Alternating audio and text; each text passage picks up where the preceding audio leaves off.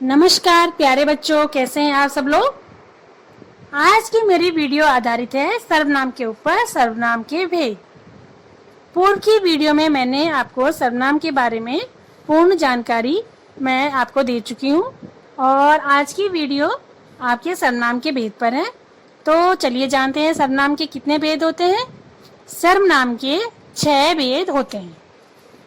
सबसे पहला पुरुषवाचक सर्वनाम, दूसरा है निश्चयवाचक सर्वनाम। याद करेंगे सब बच्चे साथ साथ में।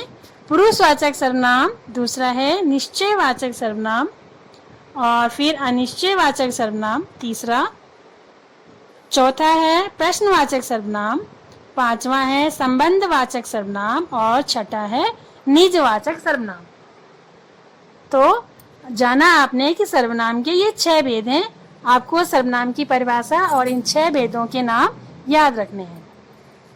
अब मैं आपको एक एक करके सभी सर्वनाम के भेदों को समझाऊंगी। आपको ध्यान से इसे सुनना और समझना है।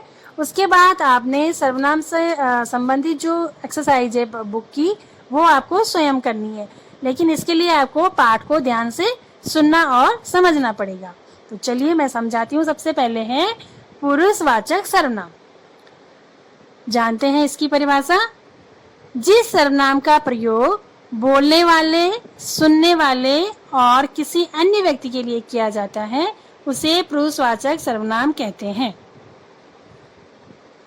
जैसे मैं, हम, मैंने, मुझसे, आप, तुम, तुमने, तुझसे, वह, वे, उसका, उसके, ये सारे पुरुषवाचक सर्वनाम हैं। बोलने वाले, सुनने वाले और थर्ड पर्सन की जिसमें बात हो रही हो, ये सब किसके अंतर्गत आता है? पुरुषवाचक सर्वनाम के अंतर्गत। जैसे मैं कल पिकनिक पर जाऊंगा, ये कौन है? स्वयं बोलने वाला अपने बारे में बात कर रहा है। और दूसरा वाक्य है आप मेरे घर कब आ रहे हैं, ये क्या है? ये सुनने वाला बोल रहा है, आप मेरे घर कब आ रहे हैं। अगला है वह कक्षा में प्रथम आया। थर्ड पर्सन की बात हो रही है कि वह कक्षा में प्रथम आया। तो यहाँ पर बोलने वाला, सुनने वाला तथा किसी अन्य व्यक्ति के बारे में बताने वाले शब्दों के आधार पर पुरुषवाचक सर्वनाम के 3 भेद किए गए हैं। ठीक है बच्चों, पुरुषवाचक सर्वनाम के भी 3 भेद हैं। जैसे बोलने वाला उत्तम पुरुष के अंतर्गत आता है, उसको कहते हैं उत्तम पुरुषवाचक सर्वनाम, और सुनने वाला मध्यम पुरुषवाचक सर्वनाम और अन्य व्यक्ति अन्य पुरुषवाचक सर्वनाम। तो ये था पुरुषवाचक सर्वनाम। दूसरा है निश्चयवाचक सर्वनाम। जिस सर्वनाम से किसी निश्चित व्यक्ति या वस्तु का बोध हो उसे निश्चयवाचक सर्वनाम कहते हैं। निश्चित व्यक्ति या वस्तु, जैसे वे, ये, यह, उसने, इन्हें, वह, उसे, उन्हें, ये निश्चयवाचक सर्वनाम शब्द हैं। चलिए जानते हैं इनका प्रयोग कैसे होता है।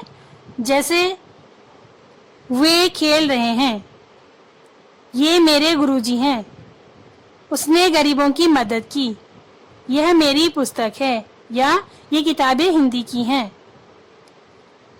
यहाँ पे निश्चय मतलब निश्चित है कि ये किताबें हिंदी की हैं, ये पक्का है। और ये मेरे गुरुजी हैं, ये निश्चित होकर के वो ये बात कह रहा है। तो ये हुआ निश्चितवाचक सर्वनाम है ये, वे, यह, उसने, इन्हें। अगला है अनिश्चयवाचक सर्वनाम। अनिश्चयवाचक सर्वनाम में जिस सर्वनाम से किसी निश्चित व्यक्ति या वस्तु का बोध नहीं हो उसे अनिश्चयवाचक सर्वनाम कहते हैं। उदाहरण जैसे कोई, कुछ, किसी, कहीं, ये अनिश्चयवाचक सर्वनाम के उदाहरण हैं। देखते हैं, बस्ते में कुछ किताबें हैं। अब ये निश्चित नहीं है कि कितनी है ना, कुछ बोला है, कुछ किताबें हैं। अगला है अंदर से किसी को बुलाओ।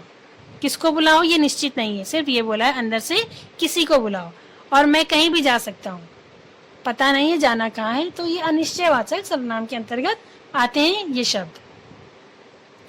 प्रश्नवाचक सर्वनाम, बच्चों इसके नाम से ही पता चल रहा है कि जिस सर्वनाम में प्रश्न पूछा जाएगा वो प्रश्नवाचक सर्वनाम होगा। उसे जैसे कि क्या, कहाँ, किसे, कैसा, कौन, कब, क्यों, किसका, ये प्रश्नवाचक सर्वनाम हैं। जैसे पढ़ते हैं उदाहरण से, जैसे थैले में क्या है, प्रश्नवाचक सर्वनाम में उसने ऐसा क्यों कहा। तबला बजाना किसे आता है, आप कहाँ रहते हैं। तो जो ये शब्द हैं कौन, कहाँ, क्या, किसे, ये सब प्रश्नवाचक सर्वनाम है। और पांचवा है संबंधवाचक सर्वनाम।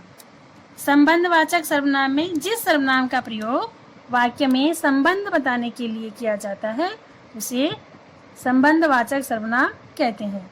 उदाहरण के लिए जैसे जो, वह, जैसा, वैसा, जिसने, उसने, जिसका, उसका, ये सर्वनाम है, संबंधवाचक सर्वनाम है।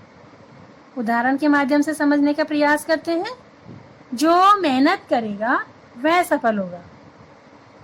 जो मेहनत करेगा वह सफल होगा, यानी कि जो और वह ये क्या है, संबंधवाचक सर्वनाम है। वाक्य, एक वाक्य दूसरे वाक्य से संबंध है, एक वाक्य का दूसरे वाक्य से संबंध है। जैसा देश वैसा वेश, जैसा देश वैसा भेष। जैसा वैसा शब्द क्या है, संबंधवाचक है। जिसने बनाया उसने बिगाड़ा, यहाँ पर भी जिसने और उसने शब्द जो है संबंधवाचक शब्द सर्वनाम है। तो ये था संबंधवाचक सर्वनाम। और छठा है निजवाचक सर्वनाम। जिस सर्वनाम के प्रयोग से अपने आप या स्वयं का बोध हो उसे निजवाचक सर्वनाम कहते हैं। एक बार दोबारा पढ़ती हूँ इसकी परिभाषा। जिस सर्वनाम के प्रयोग से अपने आप या स्वयं का बोध होता है उसे निजवाचक सर्वनाम कहते हैं। उदाहरण के लिए स्वयं, अपने आप और खुद। देखते हैं इनको उदाहरण के माध्यम से। मैं अपना काम स्वयं करता हूँ। तो स्वयं जो शब्द है वो निजवाचक है। जैसे ही आप खुद उनसे बात कर लीजिए, यहाँ पर जो खुद शब्द है ये भी निजवाचक सर्वनाम है। वह अपने आप आ जाएगा, तुम चिंता मत करो। अपने आप निजवाचक सर्वनाम। और जैसे कपिल अपना काम स्वयं करता है, यहाँ पर स्वयं शब्द निजवाचक सर्वनाम है। तुम भी कुछ काम अपने आप कर लो, वही फिर अपने आप जो शब्द है ये निजवाचक सर्वनाम की पहचान है। तो बच्चों आज आपने पढ़ा सर्वनाम के भेद, 6 भेद: पुरुषवाचक सर्वनाम, निश्चयवाचक सर्वनाम, अनिश्चयवाचक सर्वनाम, प्रश्नवाचक सर्वनाम, संबंधवाचक सर्वनाम और निजवाचक सर्वनाम के बारे में। आपको ये सभी सर्वनाम के भेद याद रखने हैं परिभाषा सहित और उनके उदाहरणों के साथ। तो बच्चों आज का ये पाठ यहीं पर समाप्त हुआ। इसकी जो पीछे एक्सरसाइज है, बुक एक्सरसाइज है, वो बस थोड़ी सी है। आप इसको स्वयं करेंगे। मैंने आपको पाठ समझा दिया है, आप स्वयं कर सकते हैं। और दूसरी वीडियो में मैं एक नए पाठ के साथ आपके सम्मुख प्रस्तुत होंगी।